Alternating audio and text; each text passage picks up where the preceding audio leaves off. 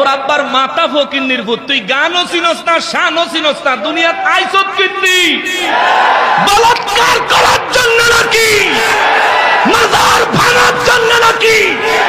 আল্লাহর আলীর মাজারে হাত দিলে তুই মুসলমান না, আল্লাহর আলীর মাজারে আক্রমণ করলে তুই মুসলমান না, আল্লাহর আলীর বিরোধিতা করলে তুই মৌলবী না, তুই জিনাকারী বলাৎকারের দল।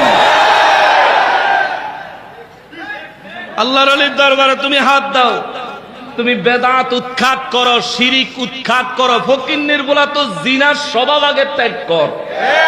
তোদের আকাম হইছে যত জায়গায়, ওই মাদ্রাসাগুলো বন্ধ কর।